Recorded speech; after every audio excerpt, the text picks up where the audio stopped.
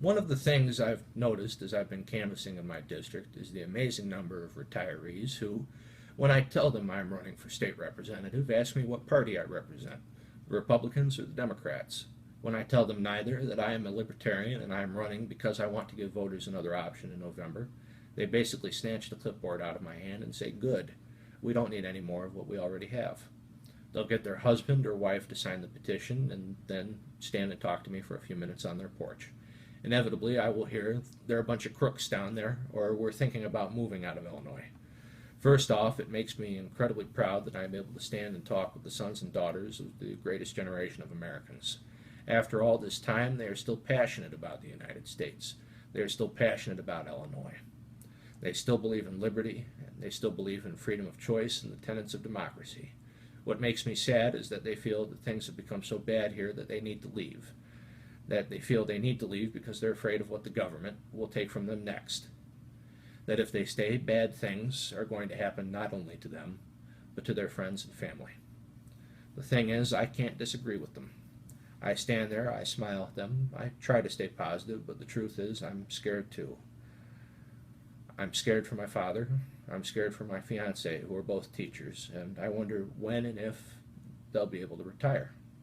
I'm afraid of the corruption that seems to have seeped into the blood and bones of Illinois, and I'm afraid that maybe, just maybe, it is too late. However, I'm not willing to give up just yet. I want to help change things, and I'm running for office because I want to be a part of a group of people, like Libertarian candidates Julie Fox, like Sharon Hansen, like Chad Grimm, who have all decided that they want to be a part of the change. One of the only ways this is going to happen is if we refuse to vote back into office the career politicians who have allowed Illinois to sink so low in the nation. A very familiar definition of insanity is to continue to do the same thing over and over again, and yet expect different results.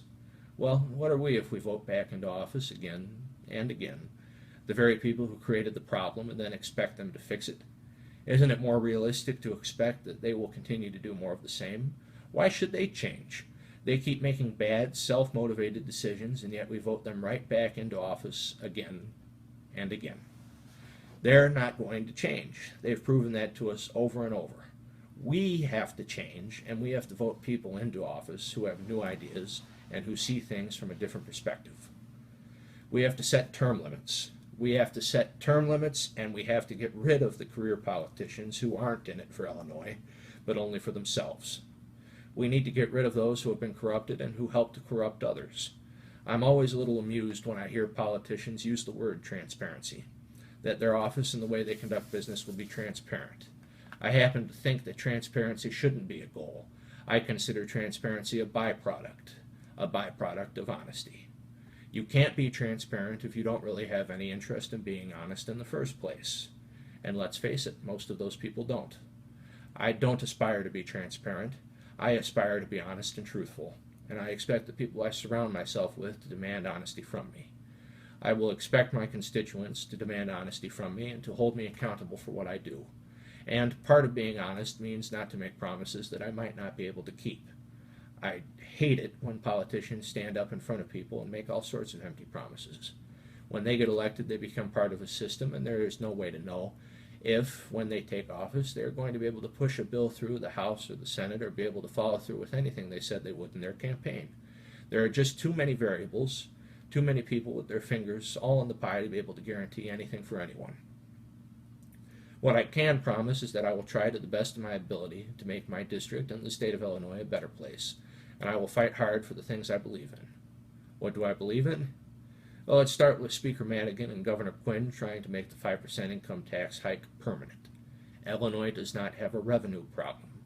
I'll say that again. Illinois does not have a revenue problem. According to the Office of the Comptroller, the state of Illinois appropriated $90,815,000,000 for the fiscal year ending this June. Let me say that again. $90,815,000,000. We don't have a revenue problem in Illinois. We have a spending problem in Illinois. We have too much government in Illinois. They increased the tax in order to generate more revenue, and instead they've saddled us with more debt. Why should we expect them to be any more responsible with even more money than they already have?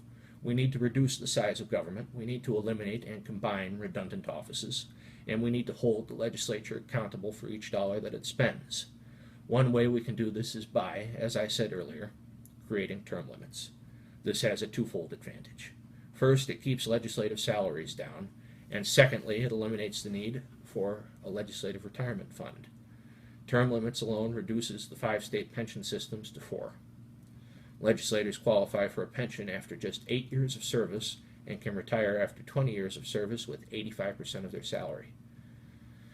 No other state employee can get anywhere close to 85% of their salary when they retire, and they also have to work at least 35 years before being able to retire with at least 75% of their salary.